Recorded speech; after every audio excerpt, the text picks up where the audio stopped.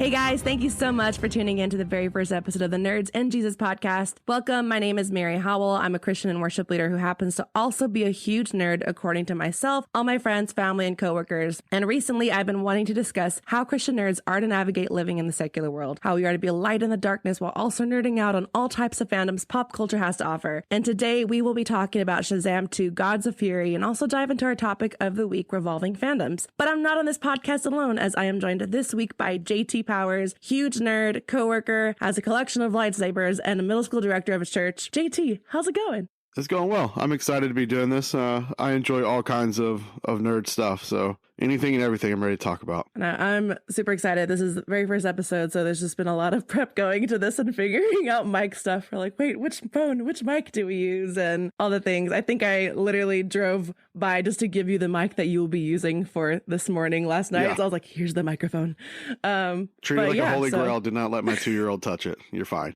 So JT, how big of a nerd are you? And if you can choose like your top 3 fandoms or games that is like a niche, like what would those be? So my nerdom started with Harry Potter. I want to say 98 or 99. Went to Scholastic Book Fair and saw this really awesome display, and I knew how to read, so I picked up the book. And I've never looked back. And, you know, my dad was a big Star Trek fan before that, so we always watched Star Trek before going to bed. It was on public television at the time. So, you know, it was like that 7 o'clock hour we watched Star Trek, and then Harry Potter came on. I was like, Dad, this is my Star Trek. And then, you know, shortly after that, my parents started letting me watch Jurassic Park, and they started letting me watch Star Wars and just all that cool stuff. So, you know, from basically 99 until probably the day I die, I'll probably be reading fantasy and playing board games and stuff. My favorite nerddoms to be a part of are Lord of the Rings, Harry Potter, and Star Wars. And I kind of lovingly call them the fantasy trinity. I feel like if you're not on board with at least one of those 3, you're probably not really a nerd, because they really start off everything that we all know nowadays. Like if you look at, you know, like Twilight or any of those other books that have kind of spun off from the Harry Potter or Star Wars series, like it's just where it all began. Mm-hmm. So I'm a big fan of that stuff. And I've got a lot more, you know, at work, you see my lightsaber stuff. At home, I've got much more of my Harry Potter stuff. Nice. Yeah. I know. You'll have to, maybe I'll probably show a picture on socials, but you have to take a picture of your lightsaber collection that's on top of your desk right now. For sure. And did you see where Disney came out with their retractable lightsaber blade a couple of days ago? Or maybe a couple weeks ago? Yes. It looks fantastic. And as soon as I can get one, all the money in the world will be Disney's. Oh, man. I keep seeing each one and I'm like, oh, do I want to spend the money and get one? I'm like, yes, I gotta really go just choose it. I haven't been to, I know there's like cheap ones, and I know that there's actually ones that if you want as close as you can get, then you're going to be spending some money. But is it worth it as a nerd? 100%. So I have, I think 6 lightsabers from Disney. Nice. So when I bought them, they were $220 and some change a piece. And now they're a little bit more expensive because, you know, inflation and time. But they were totally worth it. But my wife and I, we got lightsabers for each other's Christmas a long time ago before we got married. And they cost us $70. And they were in our wedding. And it was a great time. So, that's awesome. You know, you can enjoy a lightsaber as little as $70, $50. And you can go up. I saw a lightsaber the other day on a website that was like $2,000. Wow. So just, where's your price point at? Yeah. I think a lot of my funds goes towards my pop collection that I have of all of mainly DC and Marvel. I guess like I don't really go out and just buy like, or I won't order one online. Like, oh, I need this one. Like if I'm at a comic store or at a convention or whatever, and I see the one I need, I'm like, all right, I found it. So yeah, when Fantastic Beasts came out, I really, I knew they were going to do it, and I really wanted a Queenie pop figure, and it took me 2.5 years to find one. Wow. Everywhere I searched was sold out for the longest time. Yeah, it's interesting just how like they've been around for a long time too, which is interesting, but they got picked up, I guess, in popularity a while ago. Yeah. Sweet. Well, yeah, I'm super excited about this. I know I recorded and it's releasing with this episode 0 is what I'm calling it. It's a little bit about me and my nerd stuff, but in case you skipped episode 0, I guess on my end, like I would almost kind of say definitely Lord of the Rings, but honestly, and I mentioned this first episode, I was like, I've never read the books, and I I was like, I have my nerd card needs to be revoked, but I have them, and I'm planning to read them for the first time on the podcast at some point and have guests on it. And so if no one else has ever read them before, but maybe they've watched the movies, love the movies and everything like that, well, that's something that people can join on. But yeah, I would say all things like fantasy, like Lord of the Rings. I obviously love Marvel, DC. It's kind of like more of my niche is more those two. But also as far as like games, Dungeons and Dragons. So I know there's going to be many episodes that we'll be talking about D&D, and hopefully even do a one shot as an episode. That'll be lots of fun. Yeah, it seems like as a nerd, if you're really into the books and movies, your next logical step is play D&D, because it gets you that kind of thrill. Like, I want to be a part of the story, and you're like, well, I can't do that, but I can make my own story. Exactly. I know. Yeah. And especially as a DM, I'm like, I will create the story right now. This is what's happening. And I love it so much. But for the topic of this episode, we're talking about Shazam. But first off, we're going to talk about some top news that kind of happened this week. First one is a little bit sad. I don't know if you've heard Lance Reddick. He did pass this week. Oh, no. Yeah. And he, we've seen him on the John Wick series, on Fringe, Resident Evil. Yeah, just prayers for that and for their family. So that's kind of a little bit sad news. But yeah. And Lord of the Rings 20th anniversary. So April 13th, they announced that they're heading back to theaters for the 20th anniversary, only in Cinemark and Regal theaters. Are they going to do the extended cut? The runtime is 260 minutes. Amen. And so, Amen. Yeah, over 4 hours. So that's going to be a whole thing. And definitely go get your tickets for that. I think the chance to see Lord of the Rings, Return of the King in theaters again, get every chance you get to go see it. You said it was at Regal? Regal and Cinemark. Okay. Yeah. I'll have to do some research. Also this week, Shadow and Bone season 2 is now on Netflix. So I'm resisting the urge to binge watch the whole thing. So I'm taking my time with it. But they did announce that the Six of Crows is on the works for a spinoff. So I don't know. Have you watched Shadow and Bone? So it's on my watch list. I haven't made it down to it. We did the 40-day fast and things just kept getting added. And I've reorganized my spreadsheet a couple of times to see what's more important to me. So nice. I know what it is. I've seen the trailers. I just haven't watched it. Have you seen season 1? I've watched the first 3 episodes. Okay. Yeah, it's really good. Trying to be better at not binge watching things, because that could be something that I can do. And then that's all I'm doing the whole day. But yeah, so which is funny, the Six of Crows. I know there's mixed reviews I've seen online of people who really love that side, I guess, story. There's 2 different stories, goes back and forth. But yeah, so we'll see how that spinoff will go. Speaking of spinoffs, Doctor Who spinoff announced featuring Kate Stewart and Unit is on the way. Okay. So I did like Torchwood when they did that spinoff series a little bit. So I'm curious to see what they do with it. There's a lot of potential there. Doctor Who has been a hit or miss recently, but I'm excited about the anniversary that's happening this year with David Tennant right now, so that's super exciting. But yeah, so Kate Stewart and Unit. Kate Stewart's awesome in Doctor Who, so I can't wait to see a spinoff with her. Yeah. That's gonna be great. In DC news, James Gunn, co-CEO of DC Studios, announced this past Tuesday morning that he will be directing the upcoming Superman movie titled Superman Legacy. And it will be focusing on an earlier part of Superman's life, which is the reason that Henry Cavill is not returning as the superhero. That was a whole time we all had with Henry Cavill in the fall. So, but he also clarified it will not be an origin story. So we'll see Clark Kent already carrying that Superman mantle. I'm curious, especially with, and we'll talk about this with Shazam, of like what that future of DC is going to look like. We just don't know kind of what James has in plan. He could literally scratch everything completely and start all over, which just seems like what he's going to be doing. Yeah. I watched on TikTok, I watched the release he was talking when he said he took over and everything he's got planned going forward. And it just sounded like some of the great films we're going to lose potential sequels to, like I think, unfortunately, probably Shazam's going to get the axe. Henry Cavill Superman, we already know is going to. Mm-hmm. Wonder Woman, not going to happen, probably. Yeah.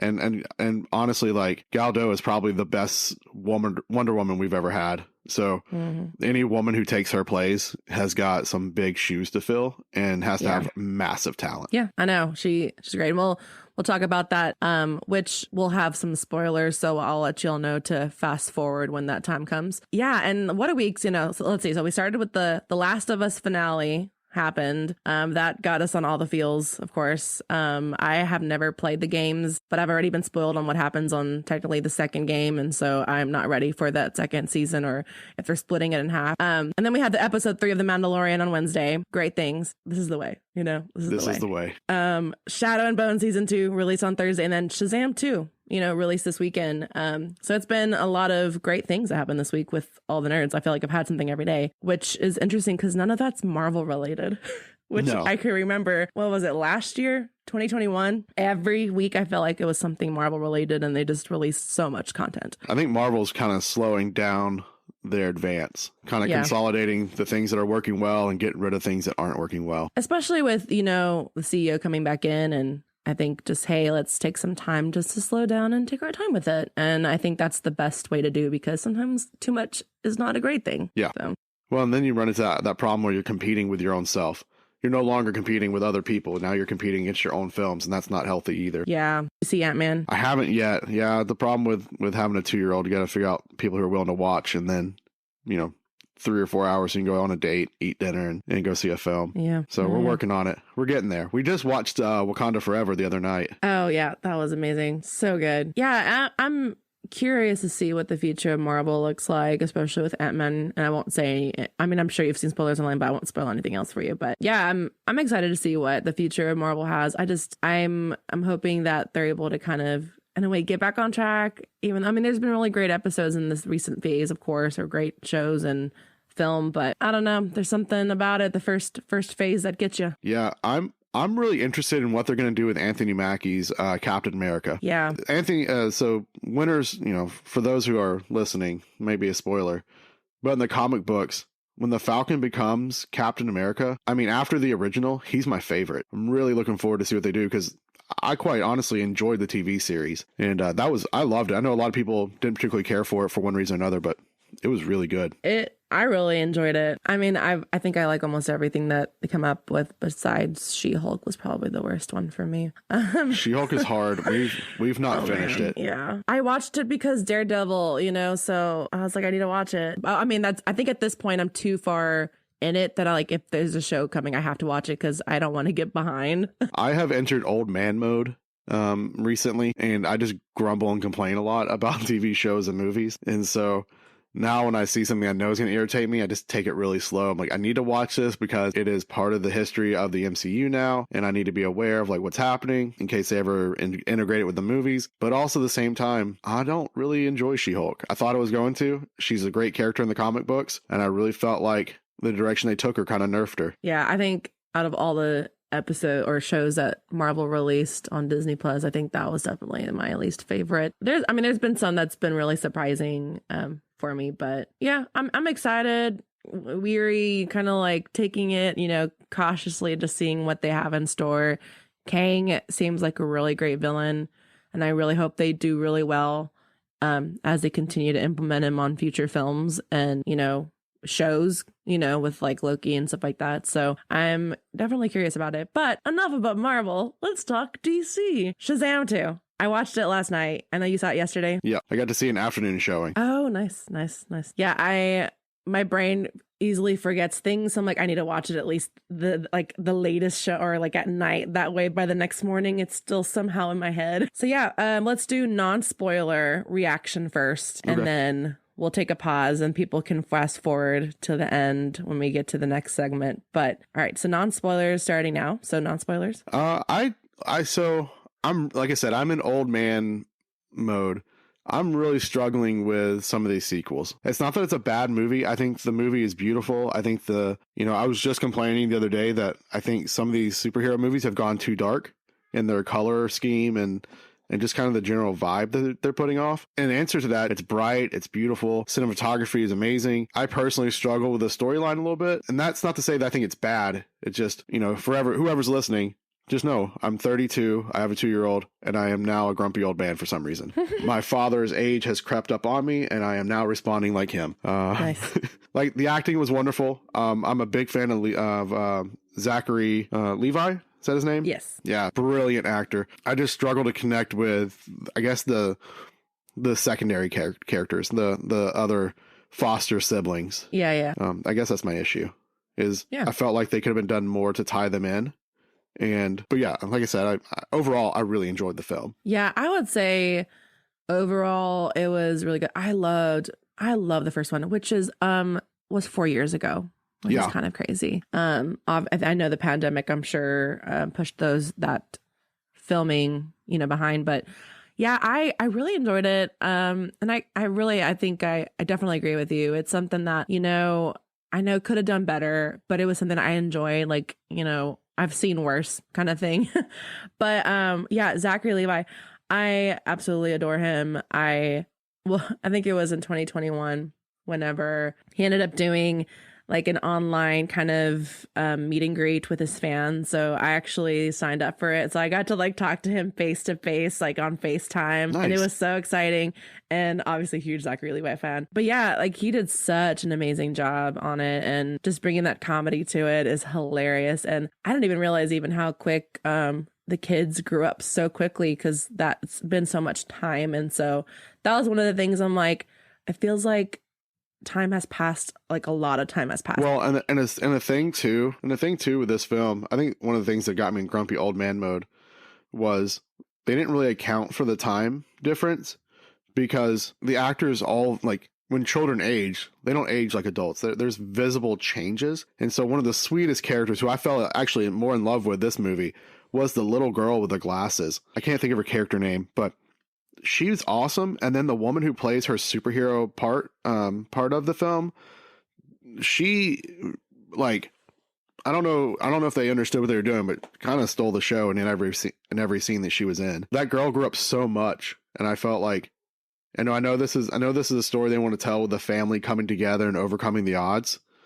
But kind of, with 4 years going by and the visible age difference in people, that, because mom and dad didn't change any, right? Because they're adult, but especially the little girl, she grew up so much. And Darla, that's her name. Darla, yeah, she grew up so much, and it was just I don't know, it was just a little disappointing not to see a little bit more developed family dynamic. It felt like they were trying to pick up from the last film almost. Yeah, that's what it did feel like, and it didn't feel like much time had passed in between, technically in the movie, but then as an audience standpoint, like a viewpoint, it's like they're obviously a lot older. I mean, everyone, even from Billy's younger brother. I'm literally blanking on all of the names right now.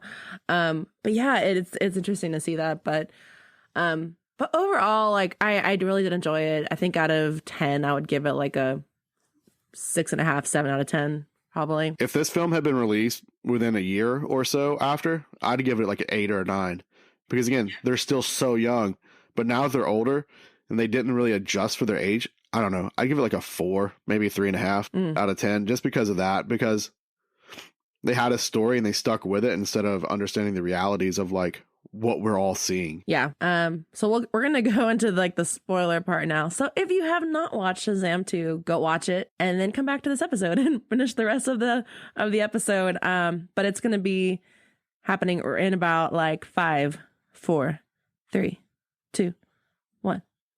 All right, now we can talk all the spoilers of Shazam 2. So, well, let's pick it up, from, the top of the movie. We see the 2 daughters of Atlas, who are stealing the wizard staff from the museum, that happened. And my first, I think, reaction to seeing that first scene was it reminded me a lot of more of like, I guess it kind of reminded me a lot of Wonder Woman, kind of like that side of things. Yeah. So it didn't feel like a Shazam movie. It felt like, I think this should have been Wonder Woman's villains. I don't know. That's just how like my initial reaction was to seeing that first scene. Yeah, well, they're doing the same set. I think they're doing the same set of gods and goddesses, right? Yeah. When you tie in multiple movies with the same kind of pantheon of gods, it's really hard for them not to feel like the first one that came out, right? Because, Wonder Woman, hands down, is probably DC's best movie of this like Justice League era that they were trying to make before James Gunn is coming in, right? I don't like Wonder Woman 84 so much, but the first Wonder Woman really set the tone for like their entire universe and how you're supposed to feel and react to the gods and to aliens and things. And so here comes Shazam dealing with those same set of people And it's like, oh, I feel like I should have known more. You know, like we know that the gods aren't as active through Wonder Woman, but honestly, her movie didn't really go into them very much. Yeah, like maybe the first movie did a little bit. Little bit. And then this movie goes, oh, they're all dead. Like, oh, like, okay. And maybe, you know, and I'm not a big DC fan as much as I am a Marvel fan. So I know the big Justice League storylines, but I don't know the details behind individual characters. Like, oh, maybe there's something I'm missing that I just didn't catch. Yeah. It's just so interesting about it. And I found it really even comical of just, you know, I mean, the whole plot of it is that they want to rebuild, you know, the world of the gods by planting a tree with golden apples in the garden. I was like, hold on a second. That just seems like a ripoff of like the Garden of Eden. Oh, for sure. That was not an allegory for that in some shape or form or fashion. I'd be really surprised. It seems to be, even as our society is moving away from, you know, the Judeo-Christian values and beliefs and understanding of the Bible, those imageries are still pervading our movies, even if they're not you know, biblically accurate or whatever. Like the thoughts are there, like this one fruit's going to change everything, and then, you know, they plant that fruit in on Earth's soil, and nothing but chaos happens. You know, it's the same thing. Yeah. Like when Adam and Eve take the fruit and they eat it, like nothing but chaos is a result of that. And, you know, and their resolution in this film is really relatively quick. But it's still like, you know, it still took on that, you know, you need a savior sacrifice that's a god that's also a man. And then he died, and then what happened later when they had the funeral? Yeah, he was revived, resurrected. You know, and yeah. That's interesting. If someone isn't on that writing team that's a Christian or a former Christian, I would be very surprised, or at least grew up in a household that believed. The whole God realm, like being desolate, and you know, just they need to find the fruit, and you know, of course, the fruit is with the Shazam family. You know, they just don't recognize it for what it is because it's, you know, disguised or whatever. It's really interesting. It's all black, and it's so interesting. Well, even, you know, later on, in the beginning, you know, we'll see eventually, you know, how the Shazam family is known as the Philadelphia Fiasco and everything that happens, what they call them. Like, they just don't like them, but then they keep saving people. That was so funny. And then, you know, Billy's trying to enforce the everyone or no one, you know, rule to, you know, with the whole family to make sure they're working together. But everyone just kind of wants to do their own thing. Which was a weird dynamic. Like, we were just talking about, you know, how it felt like they were trying to set this movie up to be right after the last film. But the characters are behaving in a way like they're tired of being with each other. They're growing up. Exactly. You know, the character Mary is going off to college, or should have been in college already. Billy's about to. Freddie is heading that way. Oh, Freddie. He frustrated me in this film so much of the decisions he made. And when he meets his new classmate, you know, Anne, who happens to be the third daughter of Atlas. Like, I honestly did not see that coming at all. So that was definitely. I'm a big fan of like guessing and trying to figure out what's going to happen next in a film. So I'm really bad about it. I'll lean over to my wife and I'll go, hey, like, this is going to happen in the next like 4 minutes. Hey, this is going to happen in the next 6 minutes. And typically, like, I'm not all like timing. I'm never right. But I'm typically pretty right on what is going to happen. And the way I guessed it was Helen Mirren's character, you know, God bless her, she's wonderful, but she's also super old. And then Lucy Liu, I think, is actually not much younger than her, but looks younger. So you have like this grandmother figure, you have this mother figure, and I just thought to myself, like, oh yeah, we're going to see a child. I'm so oblivious to things. Like, I did not see that at all.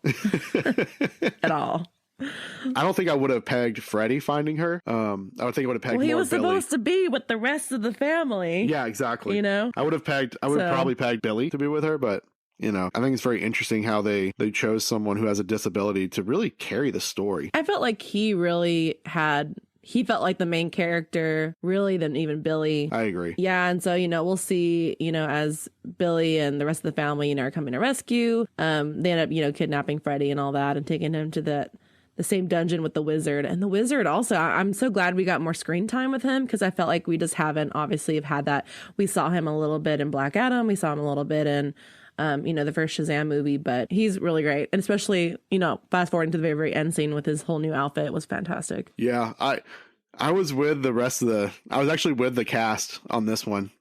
When you're like, I was pretty certain his death was final. Turns into dust, blows away. When they were saying that in the movie as like part of their script, I was like, oh yeah, like I'm 100% with you. I We all thought thought he died. I thought he was dead too. Yeah. And that's one of those things with comic movies, along with comic books. No one's ever really dead until like No one's ever really dead. until like that actor like either passes away or like, you know, just never does a film. But there's always that hope. Oh, well, he comes back in the comics, or she comes back in the comics. I mean, that's the whole thing with this, you know, everything comic related, fantasy, anything. Like everyone can be revived. Like we've seen that trope so many times. But can we please just talk about how the fact that Billy broke the staff and just left it there? I died.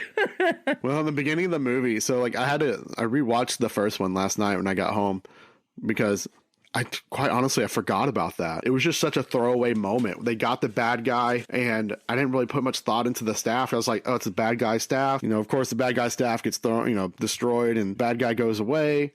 And then the first thing in this film, we basically start in the museum, and he's like, we found this in Philadelphia, of all places. Like, okay. But I love how they like revolved the whole plot on like finding the staff in that way, just for just such a throwaway thing that happened in the first film. Yeah, it was great. Oh, man. It was a great use. It was a great way to connect the two films. Yes, I think they did a good job, and I love just Mary's reaction to like, wait, you did what? What did you do? Yeah, man. And what's great about this is, you know, they're talking about the wisdom of Solomon. Or Solo Man. But even when he said Sodomon. Yeah. Whenever I teach about Solomon again, I'm definitely saying Solo Man. So oh my goodness, that cracked me up. I think I laughed a little too hard at that. The guy next to me in the theater kind of looked at me weird. I was like, this is hilarious. I was like, I don't think you understand how many times I badly pronounce Old Testament biblical names, and the fact that this is an easy one.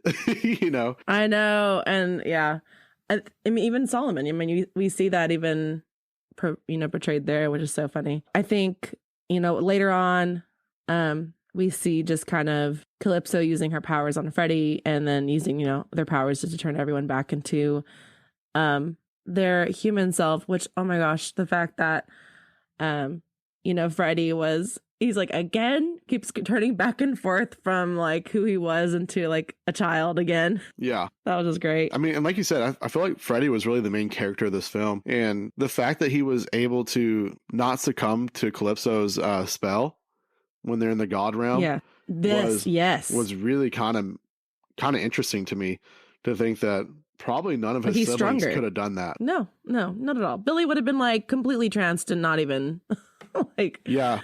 You know, and I wonder, and that made me wonder, you know, when Billy gave them all the powers, like, yes, they all have super strength, and they probably all have a fraction of all the powers, but I wonder if like each of them got a main line power.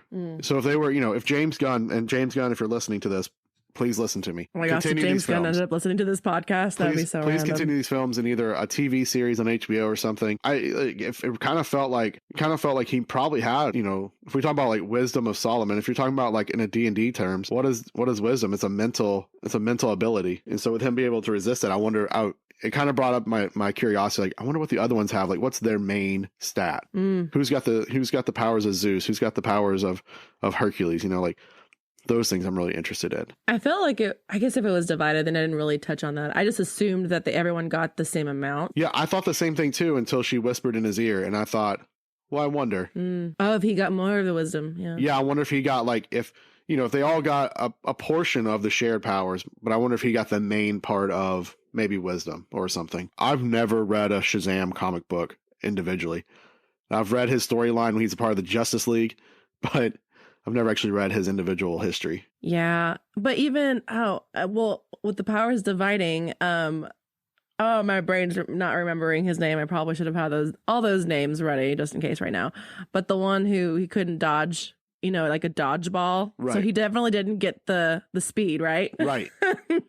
Yeah, he definitely didn't get, you know, he definitely didn't get, was it Apollos is the speedy one? I think it was, yeah. Yeah. So. Poor Pedro. Oh yeah, Pedro. Yeah, Pedro. But also, I think who really stole the show, the whole movie. Let's talk about Steve the Pen. Steve the Pen had so much sass, and he was so great. And the fact that when he would like write down on the letter, he would just continue writing what they were saying. Helen Mirren reading that transcript of a letter was beautiful. They could have spent 7 minutes on it and I would have listened with rapture. Just to see her face as she's reading this was beautiful. I absolutely loved it so much. And like, I just wanted to spend more time in that lair. All that library looked fantastic. Like, I was like, take me there right now. I just want to go through all the books. Like, what is in this like library right now, you know? And the fact that, you know, Pedro didn't even share it with, I think it was Pedro who knew it. He didn't even share it with anyone else. And the other brother is literally just marking all the doors in that layer as well. So even the part wherever this is like towards the end, whenever they just bring the pen with them out of the layer to like have him in the backpack, I guess. But that was pretty great. My bad. And I said Apollos. The only A's in there are Atlas and Achilles. Talking about Mercury with speed. I had to Google the name. Oh, nice. I might edit it out, but I might just not, because we'll just confuse everybody until they get to this part. So, you know, they're back in the dungeon pretty much there, and they're trying to, you know, Billy's trying to, you know, this is when he's negotiating for Freddy's safe return. And then later on, you know, they are actually put into the pit with a dragon called Layden. And this dragon is interesting because he's made out of wood. Yeah, my brain went to like when they were really excited when they first found out there was a dragon involved, the whole family, like, wait, I know this is really bad, but this is really exciting because there's a dragon involved. Oh, yeah. I was like, that's how I feel whenever we're playing D&D. I'm like, wait, there's a dragon. I know this is bad, but let's fight it, you know? And hands down to the movie crew who did that. That was probably the best looking dragon we've ever seen in cinema. It was great. Like, I've seen pictures and short clips of the Game of Thrones dragons, and they're all right. But this one, like, felt like could reach out and be eaten by it. Yeah, it was super intense, and I mean, caused so much damage, as we see at the very end as well, you know. And it has also made me really excited for the D&D movie about the dragons as well. On that one, looked really good too. So we'll see how that goes. You know, you never know. The trailer looks great, but you just never know until you see the movie for yourself. So you just gotta hope that they're not doing a Suicide Squad thing where they put all the best bits in the trailer. I know. Yeah, that's now turned into my greatest fear with watching these trailers. Is this another suicide moment, or is this Yeah. Honestly, I've been trying not to watch as many trailers. Like, I'll probably watch the first one, but if they release a second one, I'm like, I probably won't watch it because that's just more spoilers for me. But anyway, you know, later on we'll see you know, they take the golden apple and they use it to plant a new tree. And this tree's, you know, obviously we talked about the symbolism even that we see in that with the word, but they rebuild it, you know, they plan to rebuild the realm of the gods there. But Calypso wants to do it in the realm of men, which would essentially destroy the world. So, which is not a great thing. So Shazam family, you know, arrives using one of the doors in the Rock of Eternity, and they take the golden apple and they run through the doors back to their house. And so just the fact when they ended up telling their parents who they were in that scene, was fantastic, because I had no idea. For some reason, I thought the door, like once you close it, automatically always, I don't know how the dragon got through. I think that's a, you know, what we call a plot hole. Either that, or if we probably if we were to go back and watch it, if they're clever with their movie, you know, cinematography, they would probably have left the door cracked or something, or just as it was about to close, you know, it was still being used or whatever. Yeah, that was where I was a little bit confused, but yeah, and so, you know, obviously Dragon ended up destroying the house's roof and uses the staff to steal powers from everyone except Billy. So whenever Billy was the last one, I was like, oh, well, here we are from the original Shazam, which he's been trying to figure out his name the whole time. I'm like, bruh, your name is Shazam. But I guess he didn't know that. And this is one of those things too, like going back to, you know, when he divvied up the powers, it seemed like he got stronger after everyone else's powers were gone. He got a little bit, it did. He seemed to get quicker. He seemed to get stronger. He seemed to be a little bit, you know, wiser, whatever they want to make that, you know. In movie terms, that usually just means more intelligent, but he seemed to have his stuff together a little bit more than the early parts of the film. Hot take here. I'm really wondering if that's really what they were doing. I don't know, but yeah, like he became the Shazam of the Shazam one instead of this kid who was worrying about his family and all that. And I don't know, maybe like things just clicked in his head. Like, I always have my family. My family always loves me. I'm adopted, you know, or I think he's still in foster care, not adopted, but these people chose to have me in their home. They choose to love me. it's clicking. Yeah, man. I mean, it gets super intense. Like, I think it was interesting to see even like the roots of the trees just spread through the entire city. But honestly, I totally forgot about the part where they wanted to unleash the monsters of their world into this world. But the fact, when all these dark and mythological creatures started coming out, I was like, oh, look, there's the Minotaur, and there's different ones. I'm rereading right now the Percy Jackson series, so I saw a lot of those. Well, and I kind of thought they were talking about maybe a portal, like the tree acts as like a portal to wherever the monsters went. But to see the tree give birth to them in these weird, like, I don't know, like Lord of the Rings orc sacks. Yeah, was kind of interesting. That's what it reminded. I was trying to figure out what it reminded me of. That's what it was. Yeah, and so that was like honestly kind of intense. I think even seeing them kill everybody. And then we see obviously Hespera and Anthea is at this point just trying to stop Calypso. The Laden ended up stabbing Hespera with its tail. We think she's dead, but we'll see that she's not quite dead yet. And then what I didn't see coming even as an Anthea being turned back into a woman. And the whole Anthea and Billy thing. When Anthea ended up revealing, I'm 6,000 years old. And then the dad's like, I see a problem with this now. Yeah. Like, what's up with my son and older women? Yeah.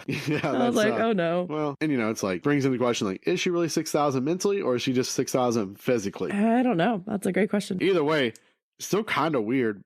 Like, as a father, I agree with the dad in the movie. I'm like, maybe we shouldn't allow this to happen. Lady, if you go into like a cryogenic freeze, Freddy will find some way to make you immortal. And once you're 6,000, we'll unfreeze her. Well, I think it's just interesting because I think a lot of it also is like how old we are. Like, I mean, I'll be 30 this year, but I think if I was their age, if I'm a teenager watching this, I would not think anything of it. I'm like, oh, cool. No. She's 6,000 years old. It's fine. We're around the same age, because I think they look the same age. But as an adult now, I'm like, no, get away from him. Get away from the child. And emotionally in the film, and emotionally and mentally, they're on the same page. Yeah, the same older sisters. That's mean. Yeah, it'd be really weird if Helen Mirren's character was the one that he had a crush on. I think that would be really weird. Oh, yeah, that'd be really weird. Yeah. Obviously, I think the part of, the unicorns was fantastic with Darla and the Skittles. I was like, stop it right now. They mentioned unicorns in the beginning. I'm like, I think they're going to bring back unicorns. That's actually something I did see. I really enjoyed their unicorns. The teeth, when it would grab the Skittles, I was like, yeah, complete 180 of like what we think a unicorn should be. No, and the fact that the wizard was terrified of the unicorn. You understand? The unicorn hates people. And Darla's just there, like, just waiting, all happy, like, no, the unicorn's gonna love me. That's how I feel about every dog that I meet on the street. I'm like, this dog's gonna love me. Just throws the Skittles out. Taste the rainbow, and like that tames. Oh my gosh. Yeah, that's pretty great. There was a lot of product placements, I feel like, in this film. But yeah, no, it was pretty great. But yeah, and then obviously we see at the end, whenever Billy ends up sacrificing himself, and we see that being foreshadowed with what's in his bedroom with the, I forget, what are those things called? The electric ball thing. Yeah. We literally see that take place beforehand, and then that's actually what ends up happening when Hespera closes that dome into that smaller part of around the tree. When Billy decided this is going to be, his moment to save everyone, to sacrifice himself and make that sacrificial play.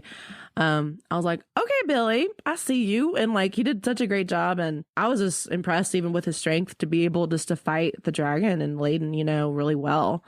That was super impressive. Yeah, hands down, like one of the better like superhero fights we've seen in a while. And honestly, I would put it above Superman versus Batman's fight with the bad guy at the end of that film. Man, I am so old. I can't remember anything anymore. But that fight at the end of that movie, I think Shazam had a better ending fight scene. Yeah, it was so good. And yeah, honestly, I didn't expect, Billy to die at all. And so I thought, maybe he'd be like barely, but when they ended up deciding to kill him, I was like, okay, wow, this is serious. I was like, I don't have an emotional tie and I'm not crying right now, but like, I'm pretty sure they'll probably bring him back, but we'll see. I honestly thought that was a reshoot because I thought, oh, well, James Gunn coming in, they reshot this scene to put Shazam to death so they don't have to just pretend like it never happened or whatever. Yeah. I just thought, oh, they really got rid of Billy.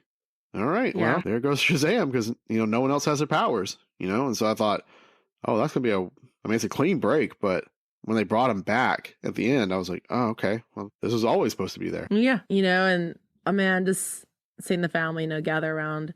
But before that, whenever this is totally not really as important, but whenever the kids were rounding up all the other monsters with the unicorns, it was in a park, looked like. Yep. All right, so you see, and when everything was faded and they turned into these leaves or to dust, whatever, all the kids are on the ground, right? Right.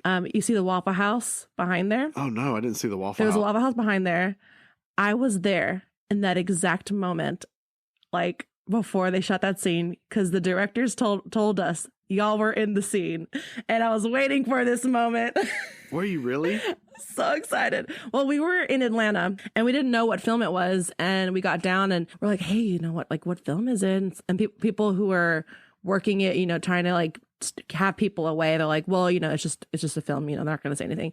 But someone else is like, it's Shazam. I was like, oh, it's Shazam. I'm freaking out because I'm a huge Zachary Levi fan. I'm like, is Zachary Levi here? And I'm looking, and all I see is just the kids on this leaves, on the ground there. Right. I was like, dang. And so anyway, so we just kind of sit they're at the gate just watching because they're still setting up. And then they're like, quiet on the set. But then they ended up coming towards us. Hey, y'all are in the scene. If you want to move a little bit more to the right. I was like, oh, now I remember this moment whenever I see it in film.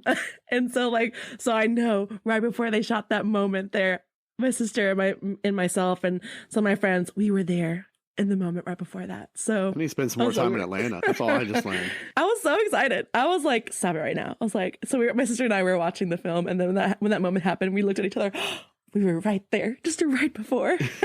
I can't wait to tell Rebecca that. That's going to be, she'll really get a kick out of that. It's so funny. And Atlanta is where they film a lot of the Marvel DC stuff, because, that's a lot of the films. And, I can't remember the name of the studios right now, but it's near Fayetteville, where my sister used to be living in those apartments there. And so literally so many people from extras from the show, from the movies, would always be staying at those apartments, and also extras from The Walking Dead at the time would always stay there as well.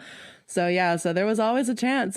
Piedmont Studios, I think is what it's called. And so they have a whole little mini town near Piedmont Studios, right outside Fayetteville, where it's these are $1 million homes, but in the middle of nowhere, it feels like. But you see all the studios everywhere. That's where they filmed Avengers. That's where they film all the Marvel movies. And so, what's it called? A really nice gym there. And so my sister's roommate was working out at the time there, and she's not at all, knows nothing about Marvel. She probably, I don't even know she'll listen to this podcast because she's not a nerd at all. But she texted us, hey, there's this guy working out here. Everyone's freaking out. He's right across the room from me. His name's Sebastian. I was like, Sebastian Stan? I was like, are you kidding me right now? Sebastian Stan's right there. And so anyway, so yeah, Atlanta, Fayetteville area, great spot to meet random, celebrities. But of course, if you go to Dragon Con, you'll definitely meet people. But anyway, so back to the movie. So, we see that just kind of how that ends, and eventually Wonder Woman, and the wizard on the Wonder Woman's base. Oh my gosh. Oh, it's so good. I thought they were going to do the same thing they did with Shazam 1. We're going to see neck down, and that was it. And then it was fantastic. And I don't know about you, but I jumped a little bit when his face came up. I was like, oh, all right. Well, it was so good. It was not expected nor wanted, but here we are, and this is fantastic. Yeah. No, it was pretty great. Anyway, and obviously we see how Wonder Woman comes at the end, and pretty much uses the staff to bring back Billy to life. And as he reaches up from the grave with his hand, it was fantastic. And, the bigger consequence there is she brings back magic to both the human realm and the realm of the gods. From my understanding at that moment was magic was no longer there. If I'm understanding it right, there's a lot of superheroes with a lot of magic in the DC universe, a lot of villains too. For a moment what happened to them? They think, they need to recharge the batteries. They're tired. But yeah, I don't know. I tend to think too much into these things. So if I'm wrong, I'm wrong. I was all it's really great. They brought Wonder Woman into this. We finally get to see her. She does this really cool thing. And then Billy has the spider in his teeth. I guess they buried him with his mouth open. Oh man. Oh, he has a spider in his teeth. So gross. Yeah. And then obviously we have those two post-credit scenes that occurred. And so we have, the first one, and they're just trying to, I feel like they're really just trying to bring back, little hints, but it's so hard to have any kind of hope for it just because of the future of DC. But obviously, they talk about the Justice Society, they come up to Billy and everything as he's just, what was he doing? He was like with the bottles, just pretty much, just like a kid with a BB gun, just using his powers. Exactly. And so it was pretty funny. And I think, we see them walking, in the forest to meet up to a meeting, that their boss had set up. Amanda Waller, which we've heard her name, we've seen her in everything from Suicide Squad movies. Is Amanda Waller a good person or a bad person in the DC She's kind of universe? like the Nick Fury. That's how I would peg her a little bit of, but she's kind of in the middle of that. So, cause she's really heads up, obviously, the Justice Society, and getting people together for that, and which was in Black Adam. So that's the only thing. Like, they mentioned that in Black Adam, so I just really don't know how they're gonna do that. And whenever Billy is like, "Oh, I like the Avengers Society," I'm like, "Why does that feel like a great? It feels great for some reason." I'm like, "Yes," because it is. So funny. Yeah, so that was pretty great. So I mean, I just don't see another Shazam movie. I don't know, but maybe there is. Maybe I don't know. That's just so hard to do. They might bring back some of the villains, because we see that, in the very, very, very last post-credit scene with Dr. Thaddeus, he was a villain in the last Shazam movie in the prison cell, and he was also that last film's end credit scene. I feel like the end credit scene just felt the same. Yeah. With like not really much resolution other than, get ready for the plan. I would love to see, what would be really great for me as a person who's, with a 2-year-old, I can't, I don't have a whole lot of extra time to go places. This would be a really great film to do spin-offs into TV series of the Shazam family. Yeah. And build their backstory and characters for people like me who may not know who these people are individually, but man, they seem like a really great group of people that I want to watch. And I want to spend more time in their universe and spend time understanding who they are and what they're about. Yeah. But, James Gunn, you're going to do what you're going to do. So we'll see. So yeah, that kind of covers a little bit about Shazam 2. So we might be coming up to an hour now, but I do want to also talk a little bit about, this won't take very long, but just kind of defining fandoms. We've talked about fandoms all the time. And I'm just going to read something what on the Oxford Dictionary says, that fandom definition, state or condition of being a fan of someone or something. And so, which we know of that. Nerd definition, a person who is extremely enthusiastic and knowledgeable about a particular subject, especially one of a specialist or niche interest. The geek definition, a person who is knowledgeable about and obsessively interested in a particular subject, especially one that is technical or of specialist or niche interest. So I know sometimes people get confused between the nerd and geek definition. Christian nerd definition. And so this is a mix of mine, a mix of some others that I have heard throughout the years, I've seen online. So Christian nerd obviously is a Christian whose hobbies include anything nerd related. But also it's really important that we also recognize that God is speaking to us all the time. And so why wouldn't he use some of our favorite like nerd things to show us something new about himself? And that's just something like, I think even for this movie with Shazam, we talk about that and how it's just symbol, they're able to take a lot of that, parts of what you're saying from the Garden of Eden into pop culture. Just they take so much out of sometimes the word in the Bible, and there's so many great storylines in that, and they revamp it and they reuse it for films today. And even as Christians, for us to recognize that, we can say, oh, that's cool that they're able to even be inspired by the word of God, because that's awesome in itself. Yeah. I mean, we talk about this all the time as a staff at the church. Like, Christians should be some of the most artistically leading people in the world. Mm-hmm. And so, whether these writers were raised in a Christian household or raised around it, or maybe they are believers themselves, there's several stories that stood out to me from the Bible, just from just this movie. You got the Garden of Eden, you've got the forbidden fruit, you've got, even with them taking away the powers, the story of Samson pops to mind. Mm-hmm. That one last thing, and you got the resurrection of Billy. Obviously it's very, very much a Jesus Christ resurrection style thing. I think it's very interesting that films, superhero films in particular, seem to take from the Bible a lot. If you're aware of the word and you read it and you study it, and you go out in the world, and like you're going to see it everywhere, especially in superhero films. Yeah. But yeah, so we'll see, you know, what the future of a lot of these films, you know, as we keep reviewing them and keep talking about them, and would love to obviously have you back on another episode. I think you are scheduled to come out on another episode as well. Yeah. That's all really we have time for today, but thank you so much for jumping on this first episode of the Nerds and Jesus podcast. I know it's been a hot minute, but I was going to ask, you know, where we can find you on social media, but I know you don't really do social media, so that's totally fine. I'm a ghost in the wind. I don't exist as a person in this age of the internet. Yeah. So, but everyone else on this episode can find us on the Nerds and Jesus on Facebook, on Instagram, and all the things. And we'll talk about that at the end of our post credits here. So, but anyway, we'll see you all next week on the Nerds and Jesus podcast.